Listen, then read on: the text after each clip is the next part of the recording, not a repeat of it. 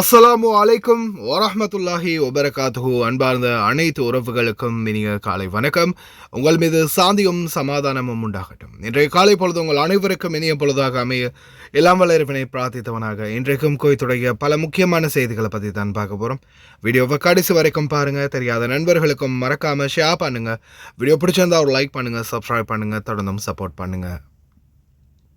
குவைத்துடைய dinar மதிப்பு உள்ளதா பார்த்தலாம். இலங்கைக்கான ரூபாயில் ஒரு தினாரின் மதிப்பு 1000 ரூபாயாக உள்ளது. இந்தியாவின் ரூபாயில் ஒரு தினாரின் மதிப்பு 300 ரூபாய் 69% உள்ளது. இது அல் முசைன் எக்ஸ்சேஞ்சினுடைய அப்ளிகேஷன் ஆன்லைன் ரேட் ஆகும். குவைத்துடைய பல பகுதிகளிலுமே அல் முசைன் எக்ஸ்சேஞ்ச் பிரான்ச் இருக்குது. அதே மாதிரி ஜமியாக்கள்லையும் அவங்களுடைய மெஷின்கள் இருக்குது. உங்களுடைய பணத்தை அனுப்பிக்கொள்ள முடியும். குவைத்துடைய பல எக்ஸ்சேஞ்சுகளையுமே அக்கௌண்ட் நம்பரை மறைச்சிடுறாங்க. இதை பற்றியும் உங்களுக்கு தொடர்ந்துமே தெரிய தரது. நீங்கள் ஏதாவது ஒரு புதிய எக்ஸ்சேஞ்சுக்கு பழைய பட்டுச்சீட்டோட போகிறீங்களா இருந்தால் நிச்சயமாக அதில் அக்கௌண்ட் நம்பர் சரியாக இருக்கா அப்படின்றத செக் பண்ணிக்கோங்க.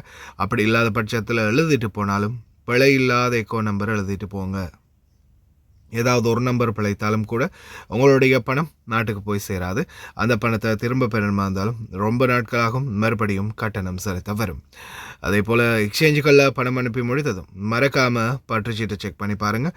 எல்லா டீட்டெயில்ஸும் சரியாக இருக்குதான்னு. ஏன்னா நீங்கள் சரியான டீட்டெயில்ஸ் கொடுத்துருந்தாலும் கூட எக்ஸ்சேஞ்சில் வேலை பார்க்குறவங்க பிழை விடுறதுக்கும் வாய்ப்பு இருக்குது. அது மாதிரி பலருக்குமே நடந்திருக்குது. முடிந்த வரைக்கும் நீங்களும் உங்களுடைய கஷ்டப்பட்டு சம்பாதிக்கக்கூடிய பணத்தை நல்ல எக்ஸ்சேஞ்சுகள் மூலம் அனுப்புங்க. எங்கே அதிகமான ரேட் கொடுக்குறாங்க அப்படின்றது தெரிந்தாலும் மறக்காமல் கமெண்டில் மென்ஷன் பண்ணுங்கள். குவைத்துடைய தங்க விலையை பார்த்துடலாம். ஒரு கிராம் 18 கேரட் தங்கத்தின் விலை 37 தினார் 475 ஃபில்ஸ். ஒரு கிராம் 21 கேரட் தங்கத்தின் விலை 43 தினார் 721 ஃபில்ஸ். ஒரு கிராம் 22 கேரட் தங்கத்தின் விலை 45 தினார் 820 ஃபில்ஸ்.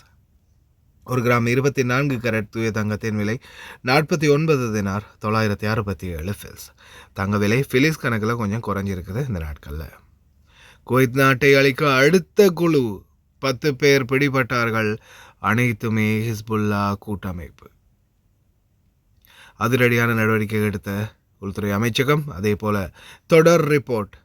கடந்த 24 மணித்தியாலத்தில் 20 ட்ரோன்கள் 24 மிசைல்கள் வந்துள்ளது குவைத்துக்கு. அதே மாதிரி அதிரடியான security alert. Kuwait red alert. உடனடியாக மொபைல் ஃபோனில் இனிமேல் அப்ளிகேஷன் மூலம் வரும் அப்படின்னு தெரிவிச்சிருக்கிறாங்க பாதுகாப்பு ஊடகம். பார்க்கலாம் அனைத்து தகவல்களையும். அடுத்த 24 மணித்தியாலத்தில் ஈரானிய தூதரகத்திலிருந்து அனைவரும் வெளியேறணும் அப்படின்ற மாதிரி கத்தார் அறிக்கை விட்டுருக்குறாங்க. அதே மாதிரி ஒரு ட்ரோன் தாக்குதல் நடந்ததாக கத்தார் நாட்டில் ஒரு வீடியோன்னு வைரல் ஆயிடுச்சு. ஆனால் அது கத்தார் இல்லை, சவுதி அரேபியா அப்படின்னு தெரிவிச்சிருக்காங்க. சவுதி அரேபியா மற்றும் துபாயில் நேரடி தாக்குதல்கள் நடந்திருக்கு. அது எங்கன்னு பார்த்தீங்கன்னா ஆயில் ஃபீல்ட், அதாவது அவங்களுடைய எண்ணெய் சுத்திகரிப்பு நிலையம் மற்றும் கேஸ் உற்பத்தி நிலையங்களில் நேரடியாக ட்ரோன் தாக்குதல்கள் நடந்திருக்கிறதா தெரிவிச்சிருக்கிறாங்க. இந்த சூழலில் தயவு செய்து ரொம்ப கவனமாக இருங்க. இன்றைக்கி அதிகாலையிலேயே ஆரம்பிச்சிருச்சு குவைட்லையும். அதே போல் வீடியோக்களை தயவு செய்து பகிராதுங்க அன்பார்ந்த உறவுகளே, ரொம்ப கவனம். அதே மாதிரி கத்தார் நாட்டில் இந்த தகவலை பகிர்ந்த அத்தனை பேருடைய டீட்டெயில்ஸையும் கேட்ச் பண்ணியிருக்கிறாங்க. தயவு செய்து ரொம்ப கவனம்.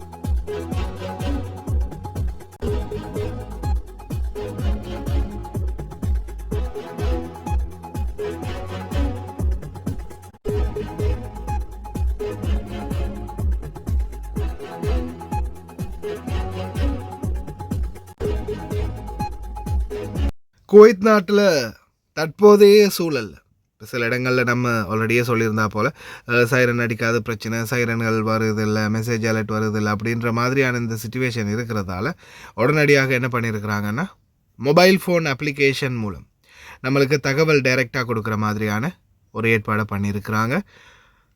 ஹுவாவி ஐஃபோன் ஆண்ட்ராய்ட் ஃபோன் இந்த மாதிரி ஃபோன்களில் டைரெக்டாகவே நம்மளுக்கு நம்மளுடைய இந்த அலர்ட் மெசேஜ்களை, அதாவது ஃபர்ஸ்ட் அலர்ட், 2வது அலர்ட், 3வது அலர்ட், இந்த மாதிரி அலர்ட் மெசேஜ்களை ரீச் பண்ணிக்கிற மாதிரியான ஒரு அப்ளிகேஷனை உருவாக்கி இருக்கிறதா தெரிவிச்சிருக்காங்க உள்துறை அமைச்சகம். அதே போல் குவைத்தில் கடந்த 24 மணித்தியாலத்தில் 20 ட்ரோன்களும் 4 மிசைல்களும் வந்ததாக தெரிவிச்சிருக்கிறாங்க. அதுவும் இன்றைக்கு காலையில் இப்போதைக்கு அடி நடந்துக்கிட்டு இருக்குது. அது இன்னும் இன்க்ளூட் ஆகலை அப்படின்றதும் குறிப்பிடத்தக்க விடயம்.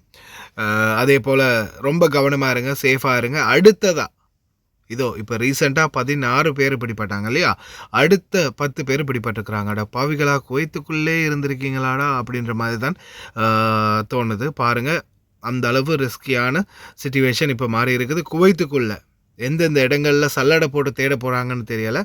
எல்லா இடங்களையும் சுற்றி வளைக்கிறதுக்கான வாய்ப்புகள் அதிகமாகவே இருக்குது அப்படின்னு சொல்லலாம்.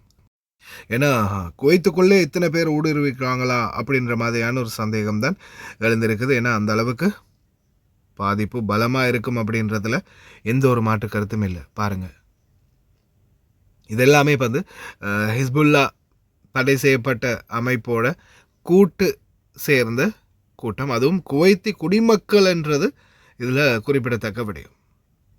எங்கே போய் முடிய போகுதுன்னு தெரியலை. எல்லாம் வளரவன் தான் பாதுகாக்கணும். இந்த நாட்டிலேயே திண்டு குடித்து இந்த நாட்டிலேயே வாழ்ந்து கடைசியில் இந்த நாட்டுக்கே துரோகம் செய்கிற அளவுக்கு சில நபர்கள் உருவாகி இருக்கிறாங்க. ரொம்ப கவனமாக இருங்க மக்களே. யாரையும் நம்ப முடியாது. யார் என்ன சொன்னாலும், யார் என்ன கொடுத்தாலும் தயவு செய்து 1க்கு 2 வாட்டி செக் பண்ணிக்கோங்க, ரீகன்ஃபார்ம் பண்ணிக்கோங்க. சில நேரங்களில் நம்ம எடுக்கக்கூடிய முடிவு தவறான முடிவாக கூட இருந்துடலாம். நம்ம கொண்டு போய் வைக்கக்கூடிய பொருட்கள் தவறான பொருட்களாக கூட இருந்துடலாம். அதனால் எந்த ஒரு விஷயத்துலையுமே தயவு செய்து கவனமாக இருங்க. எந்த ஒரு சந்தேகமான பொருட்களை கண்டாலுமோ இல்லை யாராவது ஏதாவது கொடுத்தாலுமோ தயவு செய்து வாங்காதீங்க. அதே மாதிரி ஏதாவது பிரச்சனைகள் இருந்துச்சுன்னா தயவு செய்து 112க்கு 112க்கு அவசர அழைப்பு இலக்கத்துக்கு கால் பண்ணுங்கள். தயவு செய்து ரொம்ப கவனம். ஏன்னா இப்போ இது குவைத்திகளே இந்த மாதிரி இருக்கிறாங்கன்னும் போது யாரையுமே நம்ப முடியாது. அதனால் நம்மளுடைய பாதுகாப்பு நம்ம கையில் தான் இருக்குது. தயவு செய்து ரொம்ப கவனமாக இருங்க. அதே மாதிரி ஷார்பனர்கள், பீஸ்கள் விழுகிறதுலையும் آبت بسم الله الرحمن الرحيم. ننقل لكم في هذا الإيجاز أبرز التطورات التي شهدتها البلاد خلال 24 ساعة الماضية.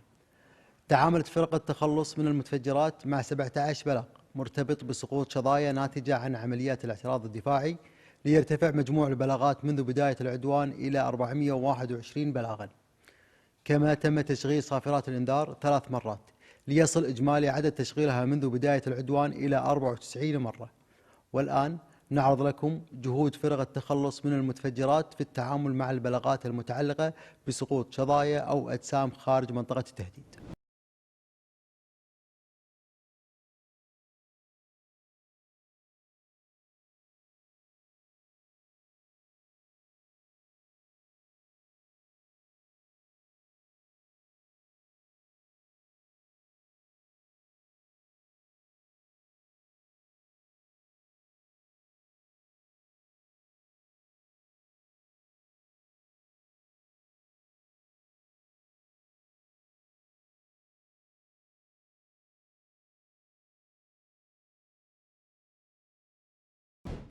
تدعو وزارة الداخلية الجميع إلى عدم الانسياق وراء الشائعات أو تداول المقاطع أو المواد الإعلامية المعدلة أو المقتطعة أو المتداولة خارج سياقها الصحيح.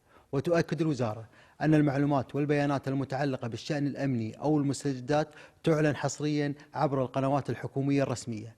كما تشدد وزارة الداخلية على أن تداول الشائعات أو نشر المعلومات غير الموثوقة يؤثر سلبا في أمن المجتمع واستقراره. حفظ الله الكويت وأدام علينا نعمة الأمن والاستقرار، والسلام عليكم ورحمة الله وبركاته. بسم الله الرحمن الرحيم.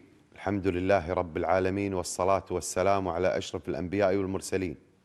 في ظل الظروف الاستثنائية التي تشهدها المنطقة وما يتخللها من اعتداءات آثمة تجاه وطننا، واصلت القوات المسلحة خلال 24 ساعة الماضية مهامها، حيث رصدت منظومات الدفاع الجوي عدد 4 صواريخ باليستية معادية وتم التعامل معها وتدميرها. كما تم رصد عدد 23 طائرة مسيرة معادية داخل المجال الجوي الكويتي، حيث تم تدمير عدد 20 طائرة مسيرة، فيما سقط عدد 3 خارج منطقة التهديد. دون أن تشكل أي خطر ودون تسجيل أي أضرار مادية. كما قامت وحدة التفتيش والتخلص من المتفجرات التابعة لهندسة القوى البرية بالتعامل مع عدد 11 بلاغ، حيث تم التعامل معها والتخلص منها وفق الإجراءات المتبعة. وفي الختام نسأل الله تعالى أن يديم علينا نعمة الأمن والأمان والعزة والرفعة للكويت في ظل القيادة الحكيمة لسيدي حضرة صاحب السمو أمير البلاد القائد الأعلى للقوات المسلحة الشيخ مشعل الأحمد الجابر الصباح حفظه الله ورعاه، وسمو ولي عهده الأمين الشيخ صباح خالد الحمد الصباح حفظه الله. اللهم ارحم شهداءنا الأبرار إنك سميع قريب مجيب الدعوات. والسلام عليكم ورحمة الله وبركاته. بسم الله الرحمن الرحيم. وإذا قيل لهم لا تفسدوا في الأرض قالوا إنما نحن مصلحون. صدق الله العظيم. بضربة استباقية أخرى تتجسد بضرب الخلايا النائمة التي تسعى للإخلال بأمن البلاد، تعلن وزارة الداخلية أن جهاز أمن الدولة تمكن من إحباط مخطط لعملية إرهابية كانت تستهدف منشآت حيوية في الدولة بعد عمليات رصد وتحريات أمنية مكثفة، حيث تم ضبط 10 مواطنين من جماعة إرهابية تنتمي لمنظمة حزب الله الإرهابي المحظور، قاموا بالتخطيط المسبق والتنسيق مع جهات خارجية والسعي للتخابر معها بهدف تزويدها بإحداثيات المواقع المستهدفة، بما يشكل تهديداً مباشر لأمن البلاد. وبينت التحقيقات أن عناصر الخلية تلقوا تدريبات خارجية في معسكرات تابعة لمنظمة حزب الله الإرهابي، شملت استخدام الأسلحة والتعامل مع طائرات الدرون في إطار الإعداد لتنفيذ تلك العملية التخريبية التي تستهدف النيل من سيادة الدولة وزعزعة استقرارها وبث الخوف والرعب في المجتمع. وقد أدلى المتهمون باعترافات تفصيلية حيال ذلك. وشددت الوزارة على أنها ستتعامل بأقصى درجات الحزم مع أي شخص يثبت تورطه في المساس بأمن وطننا أو التعاون مع تلك الجماعات الإرهابية، وأنها لن تتردد في توجيه ضربات موجعة لأي تهديد، وأن أمن دولة الكويت وسيادتها مصونة، ورجال الأمن ماضون في تعقب وكشف كل من يقف خلف هذه المخططات الإرهابية، واتخاذ أقصى العقوبات والإجراءات القانونية دون تهاون أو استثناء. حفظ الله الكويت وأميرها وشعبها من كل مكروه، والسلام عليكم ورحمة الله وبركاته.